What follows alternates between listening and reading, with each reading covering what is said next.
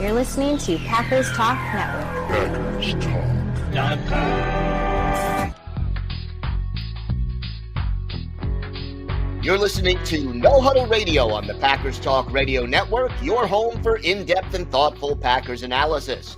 I'm your host, Gil Martin. My co-host is my good friend, Sean Tehan. In addition to this show, I write for the PackersPost.com and Cheesehead TV. Sean was a TV sportscaster in Minnesota. We're all here to talk Packers because you're all here for one thing, and that's a love for Green Bay football. Sean, we are up to the NFC and AFC championship games, but for the Packers, we are in heavy off-season mode already.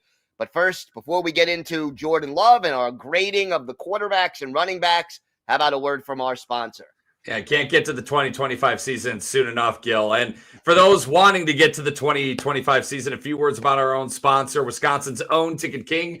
For over 30 years, Ticket King has been providing Packers tickets to Packer fans. You can find them on the web at theticketking.com or visit their locations in Green Bay and Milwaukee. For direct links to specific Packers game tickets, go to packerstalk.com/tickets or browse their website at theticketking.com. If you're watching with us on YouTube, you can see the links right on your screen. Thank you so much for tuning in. You can watch every episode of No Huddle Radio on Packers Talk Network on YouTube. Click on that bell on your page. Turn the notifications on. You can join the discussion, chat with us live. Love to see you talk about the comments coming our way. And anyone who's got anything to say about Packer football, there's a place for you here. Always great to talk Packer football with our listeners and just, get down to business because let's face it, this is now a 12-month a year, 365, 24/7 kind of thing. It's amazing how far we've come from when it's in the 60s. The offseason was truly an offseason where guys would go work construction or go back to their full-time jobs. But that's not the way the world operates these days, Gil. It's kind of crazy the way everything operates now. And now it's like we're in the offseason discussion, which really stinks because the NFL season isn't officially over, but it's our offseason in Green Bay. It's our offseason for Packer fans. And we're going to grade some Packer players from this year for the next few weeks as we, try to bridge the gap in between the end of the NFL season and the beginning of free agency and draft talk and everything like that. And we're going to start with grading the 2024 Packers offensive backs. For the most part, at least in the running back room, is a pretty healthy running back room outside of a couple guys, A.J. Dillon, Marshawn Lloyd specifically. But let's just start real quick, Gil, where running back Chris Brooks, he was essentially the Packers' third running back this year. He was released by Miami in the preseason. The Packers added Brooks to the practice squad before their first game in Brazil due to rookie Marshawn Lloyd's hamstring injury, which he had during training camp. It kept him out of the season opener. And then Brooks was promoted to the active roster a couple weeks later after Lloyd was placed on the IR with an ankle injury that he suffered against the Colts in week 2. What's the grade that you give Chris Brooks this year, his first year in Green Bay? I think in my opinion, he definitely overexceeded expectations. Yeah, I think he did. And yeah, these grades are also based on a combination of performance and expectation. So if a star player gains 500 yards on the ground, that's not going to be great. A third string guy who gains 500 yards is going to get a higher grade because the expectations were not as high. I gave Chris Brooks a solid B. I think he did a very good job filling in. Probably his best aspect that got him in the lineup as often as he did was his ability to pass protect. The Packers needed a reliable running back who could pick up blitzes and pass protect, and Brooks did a good job of that. He was a solid receiver out of the backfield, was effective when called upon to run the football. Not flashy, not making splash plays left and right, but he got the job done and did it well. Yeah, as a runner, he averaged 5.1 yards per carry, rushed for 183 yards this year, did have a rushing touchdown, had 11 catches for 69 receiving yards in his first year with the Packers. He did have that crucial drop in that home game against the Detroit Lions earlier this year in the rainy conditions. Packers probably would have scored a touchdown. They opted for 3. It ended up being a bad day, just in general for the Green Bay Packers. But like you said, Gil, though, terrific pass blocker. This guy was so reliable when it was a passing situation, and you need that out of your running backs at this level. Guess what? The quarterbacks make the most money for a reason, and the guys in front of them got to be able to protect for him, because if you don't protect for your quarterback, you're not going to have much of a chance in this league. Smart, high IQ player. And in my opinion, I think the biggest thing was he wasn't a liability. It was not a problem when he was out there. He did his job. He did it well. He played hard. And I really like Chris Brooks. I hope he's back next year, but you never know. Things change quickly in the NFL, but his ability to just be a really solid third down back as that receiver out of that safety out of the backfield, that safety valve out of the backfield, but also just pass blocking in general, really, really was impressive. I give him as a B as well. Yeah, no, I really liked what we got out of him. And yeah, he, again, not going to make a lot of headlines, but a very, very useful player to have around. Yeah, very effective indeed. And let's talk about the Packers' backup running back this year, Emmanuel Wilson. Wilson was in 2023. He obviously was the one of the undrafted rookies who made the Packers 53-man roster. Had 85 rushing yards and only 23 receiving yards in 2023. He was a bit decimated by injury in his first year in the NFL, his first full season in the NFL, but he showed a lot in the preseason in 2023, had a strong preseason in camp in this past preseason, and really had a solid year as the number 2 back. What's your grade for Emmanuel Wilson, Gil? I also went with a B for Emmanuel Wilson. I mean, he averaged almost 5 yards a carry, gained more than 500 yards as the change of pace back, 4 touchdowns.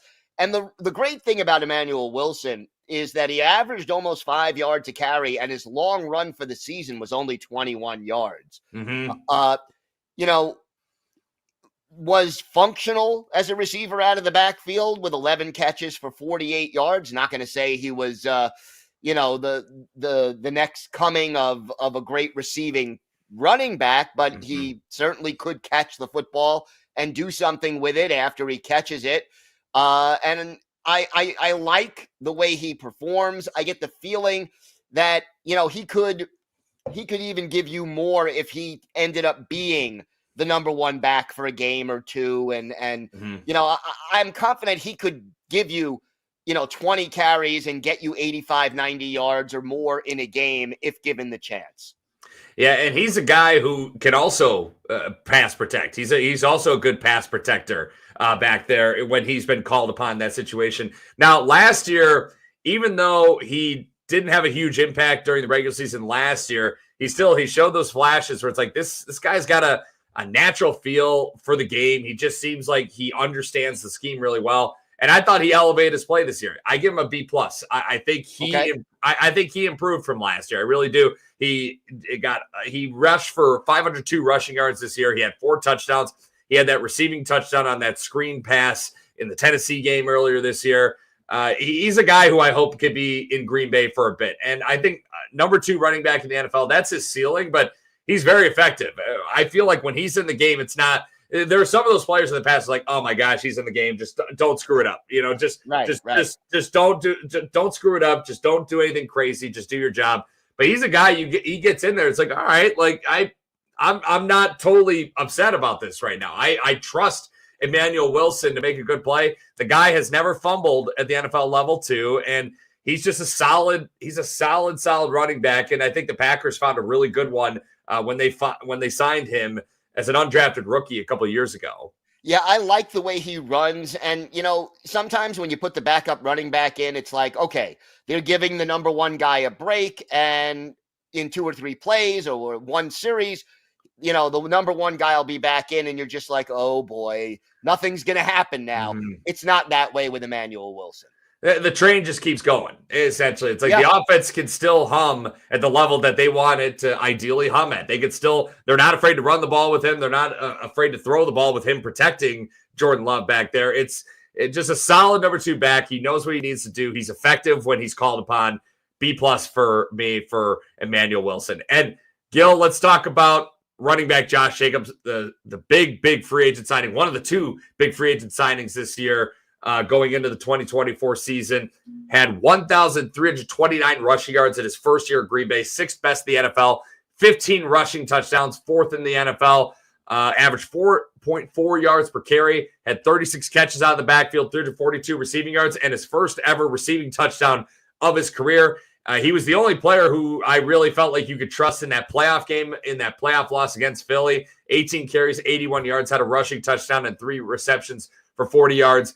Gil, what's the grade that you give Josh Jacobs from his first year in Titletown? He's got to get an A for me. I mean, there's just no way around that. He fulfilled expectations and then some.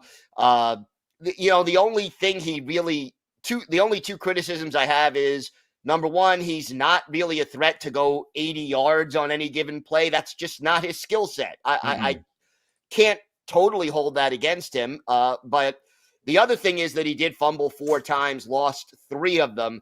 So that the fumbles really is what kept it from being an A+ in my mind. But I mean, talk about a guy who did everything you would have asked for him and probably exceeded expectations. Josh Jacobs, he was a leader. He was really the catalyst of the offense. If he wasn't going, this offense was probably in trouble on any given week. Probably, to me, the offensive MVP of the team this year. Oh, and I echo everything you say, Gil. He was the Packers' best player this year. And when we did our midseason bye week awards we also said Josh Jacobs was the MVP of the offense. Right. And he was outstanding. And this is no discredit to Aaron Jones, but Aaron Jones dealt with injury issues the last couple of years when he was in Green Bay. Josh Jacobs was available for every single game. And the guy took a beating. He carried the ball quite a bit every game, minus the last game of the year against Chicago, where they clearly were resting him for the playoffs. But he was easily the Packers' number 1 offensive threat. You could lean on him. And it was a matter of when the Packers were having their red zone struggles earlier this year, all we were saying, Gil, was just give the ball to Josh Jacobs. Doesn't have to be that difficult. Just give the ball to Josh Jacobs. And yeah, he may not get those big, huge, explosive runs, but guess what? The guy will get – there'll be a defender 2 yards deep in the backfield. He'll still somehow get 3-4 yards out of it. He's such a hard, powerful runner, and he's so tough to bring down. And there's just so much I respect about Josh Jacobs and the way that he brings physicality to the running back spot that we haven't seen in Green Bay for quite some time. And his ability to make people miss tackles in between the tackles, like in a phone booth, he makes you miss whether you think there's no room for him to do anything. He can run around you. He can run over you. He can just fake you out. I mean, he really does a good job of getting more yardage after contact, and maybe that you just don't think is there. He'll pick it up. And he was a guy who brought a lot of thunder to the running game. And I feel like a guy who could have brought a lot of lightning to the running game, but unfortunately wasn't available this year. And the injury bug just kept coming back and hitting this guy. This is real life Scott Sterling. If you're familiar with that reference at all, this is real life Scott Sterling this year and just had a tough rookie year, just decimated by injury. I hope he comes back really strong, and a guy who's gotten rave review from coaches and players on the Packers. And that's running back Marshawn Lloyd. He gets an incomplete grade where he only appeared in 1 game this year. That was week 2 against Indianapolis, had 6 carries for 15 rushing yards, had a reception for 3 yards. 3rd-round pick by the Packers, one of their 2 third-round picks in the 2024 draft. I remember he had 1 big run against Indy that was called back because of a holding penalty. Yeah. But you could see that the explosion that guy brings to the backfield was going to be a factor in the Packers offense this year. But he just was decimated by injuries, even from the start of training camp, where he had hamstring and hip issues in preseason. He had the ankle injury in that week 2 win against Indianapolis that put him on the IR. He was ready to return in November. Then he had appendicitis, and he was reportedly still dealing with a hamstring issue at that time as well. Now, Lloyd did see hamstring specialists at UW-Madison recently. That's the same team who helped Eric Stokes and Christian Watson with their hamstring issues last offseason, issues that they didn't have this year. But just a tough rookie year for Marshawn Lloyd, and a guy who coaches and Josh Jacobs has said they really like, but hopefully we could see what he could bring to the table in 2025, because I was really excited for him until there was no reason to be excited because of all the injuries. Yeah, I mean, you heard Brian Gutekunst and Matt LaFleur just absolutely drooling over the potential that this guy had and what he could bring to the offense. And then obviously he never was able to do it, other than those 6 carries and the 1 catch against the Colts in week 2. So hopefully we see more from him in 2025. And obviously we're not A.J. Dillon is still technically a member of the Green Bay Packers, but he was never officially on the 53-man roster at any point this past season for Green Bay. That's why we didn't give up a grade. He was on season-ending IR from training camp with a neck issue. Probably not going to be back in a Packer uniform. I don't know if he's even going to play an NFL game again. Neck issues are finicky thing. That's what ended Nick Collins' career. It's what ended Jermichael Finley's career and what ended Sterling Sharp's career. You like Brian Gutekunst said after A.J. Dillon underwent that neck procedure and was placed on the IR before the season started, where we don't mess the head, the neck, or the heart. And there's good reason for that. So A.J. Dillon obviously gets an incomplete grade. That goes without saying. Now let's move to the other offensive backs, the quarterbacks. And Gil, let's start with backup quarterback Malik Willis. What a pleasant surprise he was after he was essentially going to get cut by the Tennessee Titans, who currently hold the number 1 pick in the 2025 NFL draft, was traded Green Bay for a 7th-round pick, was probably better than any quarterback that played in Tennessee this year. What's your grade for Malik Willis from 2024? I give him an A-. I just think, would he have gotten played as well had he stayed in Tennessee? Probably not, just because of the way that offense ran and the supporting cast that he didn't have. But he did everything they asked of him. He won 3 games for this team, 2 as a starter, 1 coming off the bench against Jacksonville, completed 74.1% of his passes, 10.2 yards per attempt, 3 touchdowns, did not throw an interception, showed himself to have a strong arm, and he certainly was effective running the football and avoiding the rush. From the perspective of what do you expect from a backup quarterback, he did everything that was expected of him and more. And, I was just very happy to see, and he did it all. Think about this. He didn't play a preseason game with the Packers. He wasn't in training camp with the Packers. And 2.5 weeks after they traded for him, he's starting in week 2. So I give him a lot of credit for everything he accomplished this year, and he really resurrected his career. With all you said, Gil, I agree, but I give him an A because of how brilliant he clearly is, and he's clearly a good football player. And I remember in Tennessee, the Packers, a lot of people were criticizing the Packers for making this move for a guy who had a passer rating that was less than if you'd spike the ball in every single play. What that passer rating is 39.6 if you spike the ball every single play intentionally. And Malik Willis had a passer rating lower than that. And he comes in and, like you said, pressed into duty. Matt LaFleur kept just, spreading the gospel and just essentially just singing his praises about how talented he was and how smart he was and how difficult it was for him to be put in that situation with essentially no offseason with Green Bay. And you could tell where coaching clearly matters, where Matt LaFleur and the Green Bay Packer offense was clearly the right fit for Malik Willis. And now it's a matter where Malik Willis, I think he's going to be back in Green Bay next year's backup. But if the Packers get an offer from, let's say, a team like the Las Vegas Raiders, who are picking 6th overall and probably are not going to be able to get a quarterback they want, if they really want someone who may go top 2, probably not going to get a quarterback, why not ask Green Bay, hey, you want to take a 5th or a 4th rounder for Malik Willis, and we'll take a flyer on Malik Willis. I don't know if that's going to happen, but I'm saying some teams think that way. If teams think like Ron Wolf did back in the early 90s when he took over the Packers, you keep bringing in quarterbacks until you know that you have your guy. And Malik Willis upped his trade value big time. 124.8 passer rating, completed 74% of his passes, 3 passing touchdowns, 1 rushing touchdown. He was just so good. And the Packers offense seemed to function better when he was in there, which is something that Matt LaFleur's got to do some self-scouting this offseason to see what works so well for Malik Willis and how can that stuff that works so well for Malik Willis work for Jordan Love. But, man, he was just an awesome fit in Green Bay this year. Yeah, he was. And, I would hope he is still on his rookie contract. This will be the last year for his rookie deal. He's inexpensive. He's proven what he can do. I love the fact that Matt LaFleur designed the offense for Malik Willis on very short notice. But then, and this may be, more of an in-depth discussion for another day, I think he got away from both what Malik Willis did well and from what Jordan Love did well once Jordan Love returned to the lineup. And maybe the fact that Love wasn't 100% had something to do with that. But yeah, self-scouting, definitely.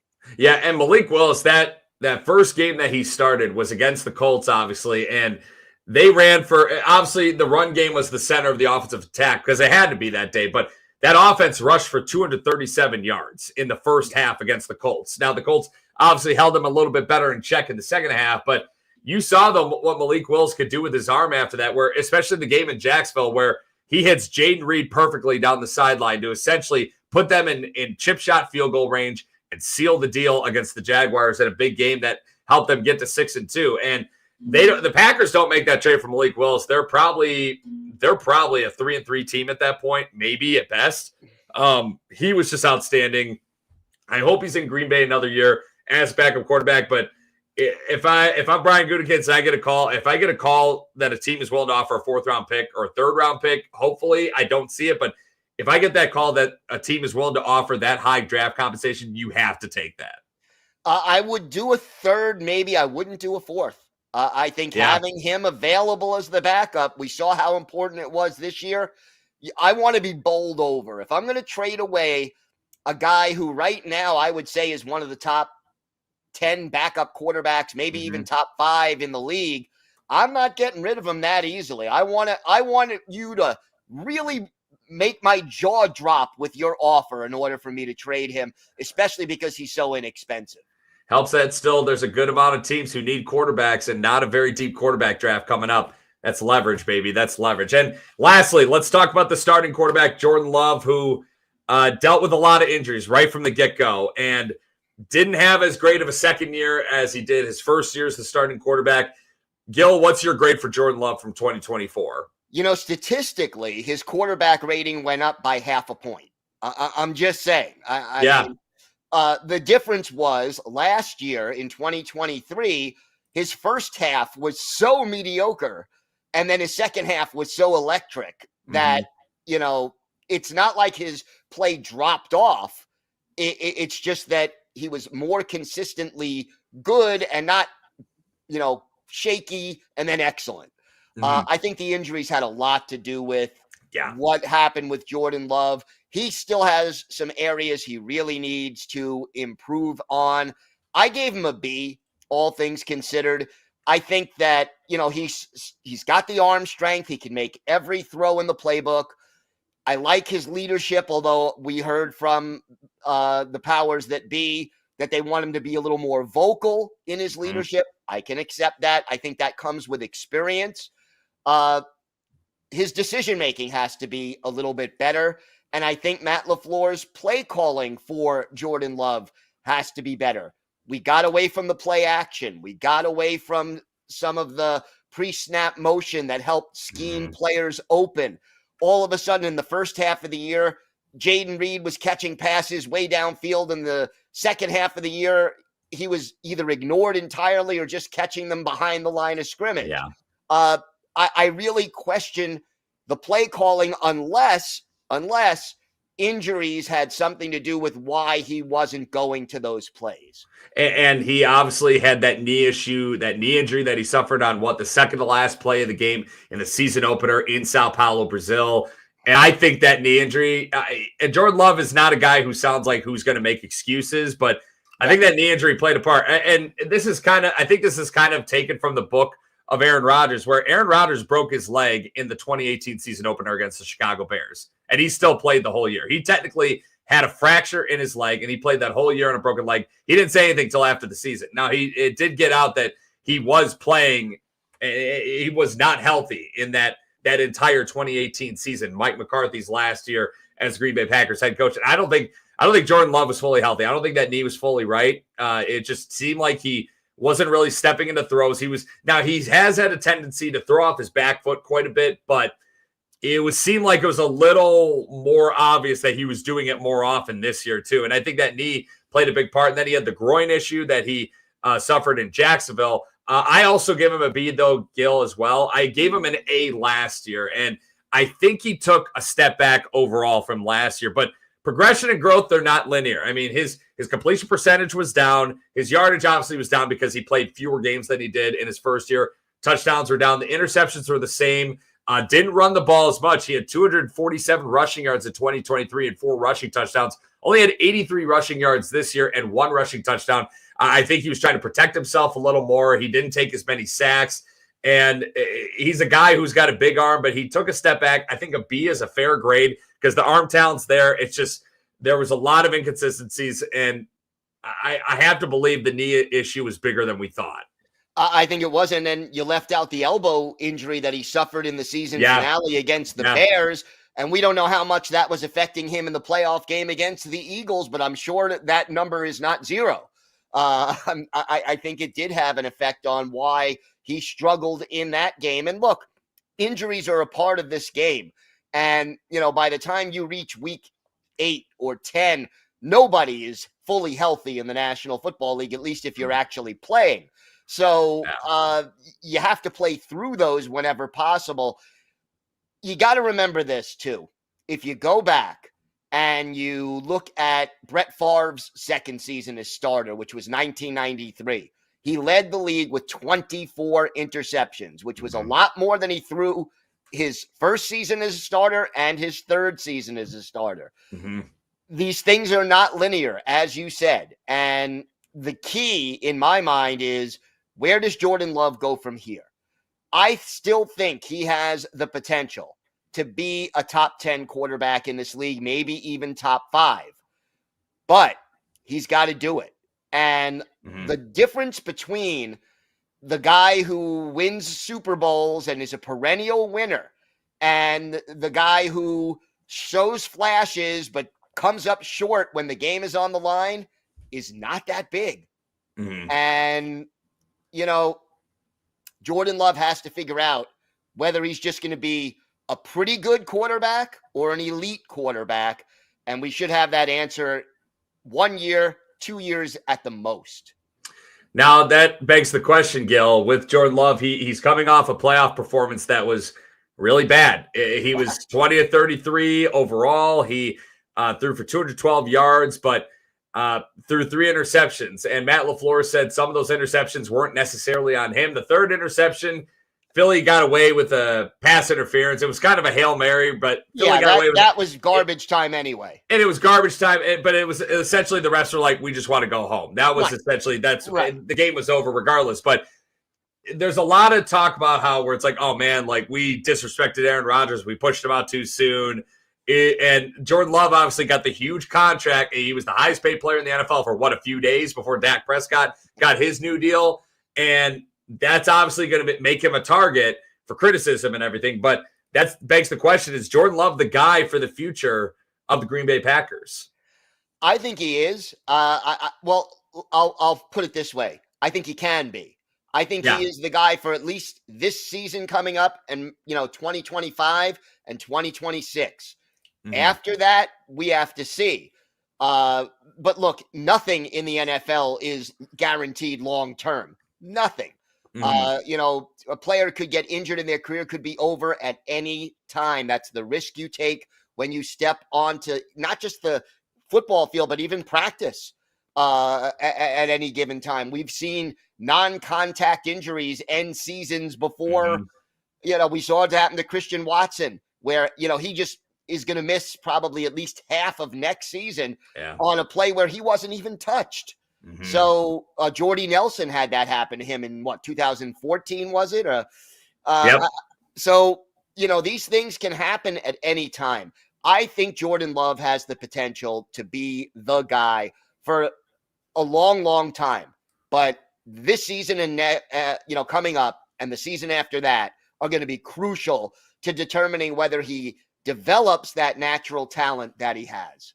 And I'm with you where Jordan Love is the guy for the future of the Green Bay Packers. I mean, ton of talent. Still only 26 years old. His arm talent is awesome. I love his demeanor, his mentality. This guy, it never gets too high. He never gets too low. His poise is really outstanding. He could be having the worst game of his life, and then he could throw a few darts and get right back on track. He still needs to improve his footwork. He needs to fine-tune some fundamentals. He needs to get healthy. But I feel like a lot of teams, more than half the teams in the NFL, would take Jordan Love over their current starting quarterback. I really do. I think a lot more than half. Yeah, I think a lot more than half. Yeah, and he's a big guy. He's got a big arm, and he's got a lot of talent. And even if you say it's like, oh, he's been a downgrade from Aaron Rodgers, like this guy's thrown 58 touchdowns in his first 2 years as a starting quarterback in the NFL, and that's not like Blake Bortles throwing 35 touchdowns for the 3-win Jacksonville Jaguars back in the day and getting a lot of touchdowns in garbage time. This is like, and not Deshaun Watson a few years ago, his last year in Houston, throwing 30-plus touchdowns for a 4-win Texan team. It's a guy who's been to the playoffs twice. He's made some big throws. He's done it. Now he's just got to be more consistent. Yeah, and look, one other thing you got to take into consideration.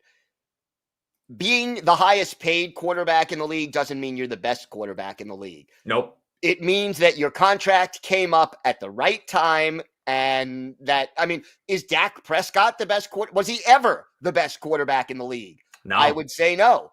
And the other thing is this. Is Jordan Love better than 2011 Aaron Rodgers? Absolutely not. He has a lot to prove before he can be prime Aaron Rodgers. But, did Jordan Love force Aaron Rodgers out the door? No, I think Aaron Rodgers forced Aaron Rodgers out the door.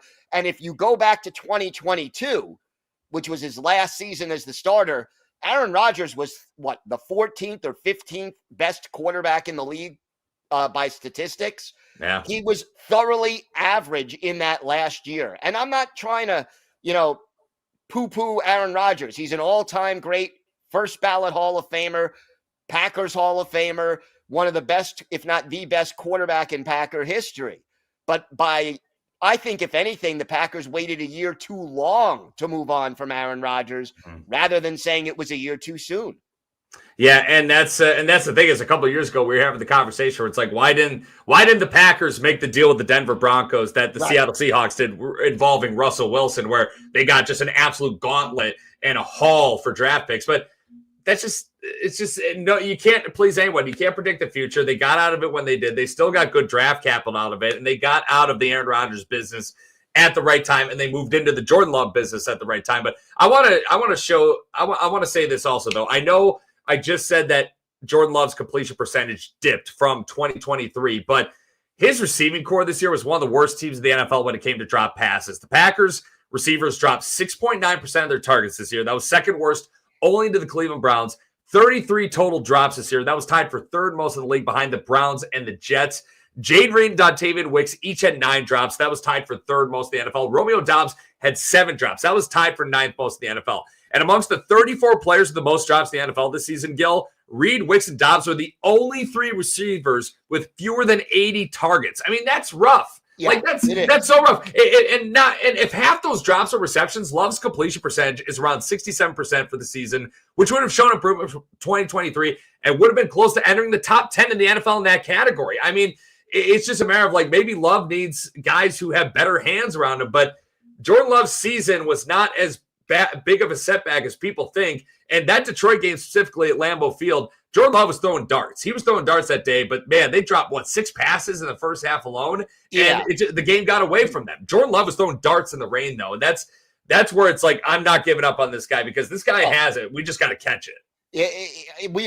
We should not be anywhere close to giving up. Am I frustrated by some of his performances this year? Yes. Yeah. Do I blame him exclusively for it? Not even close. Mm-mm. And I think you talked about the drop passes. We've talked about the play calling, the injuries. There are a lot of factors going in, and we could even add this. He didn't have a number one go-to receiver. No. And maybe the receiver by committee theory is going to change this offseason. We have to see what Brian Gutekunst can and will do. So there's a lot of ifs out there. But to me, the point is that the potential to be the guy for the future of the Green Bay Packers, Jordan Love has it.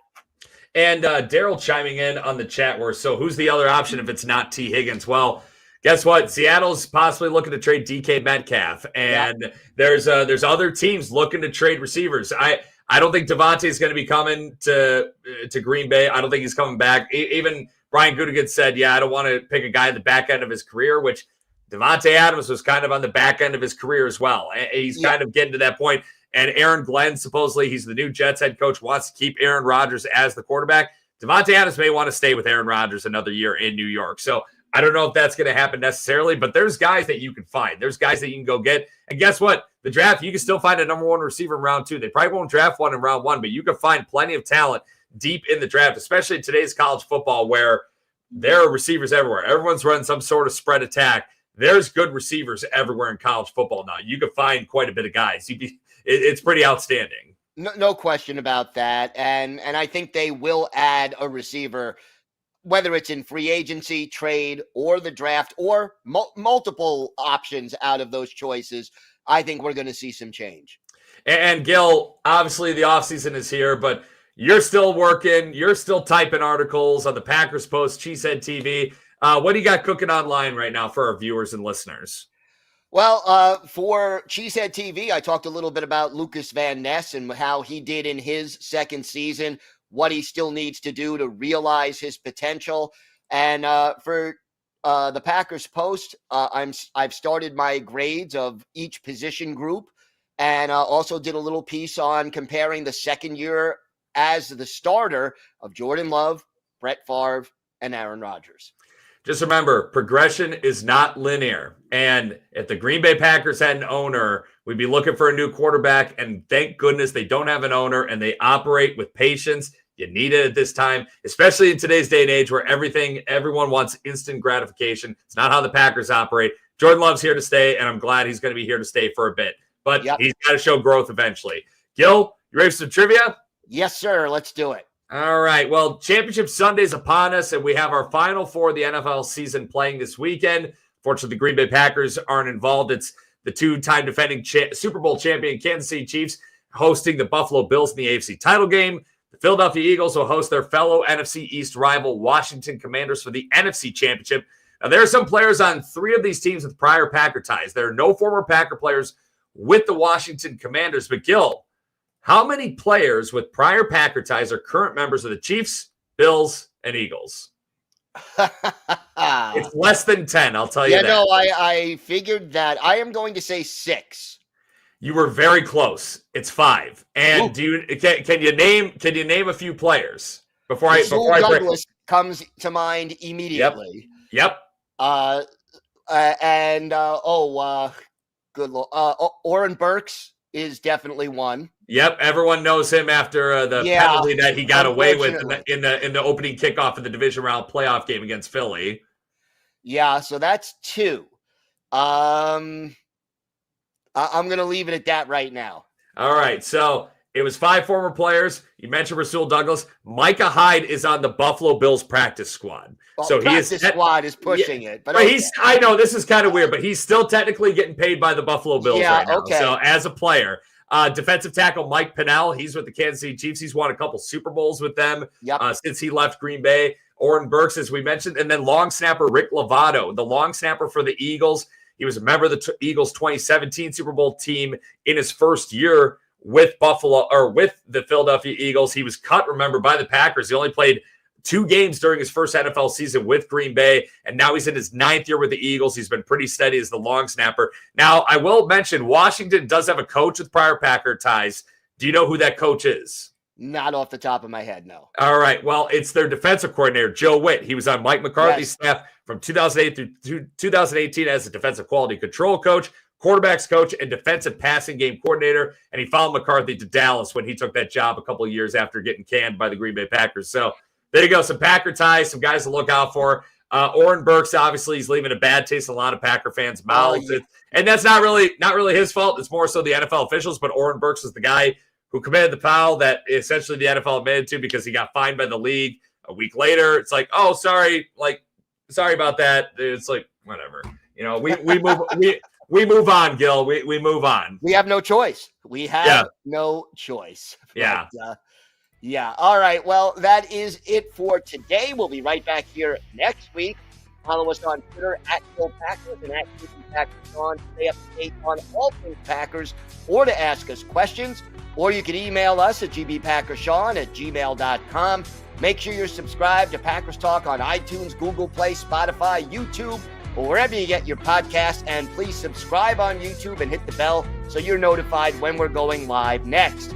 Big thanks to PackersTalk.com powering our show, and thanks to you for listening. Until next time, go Pack Go.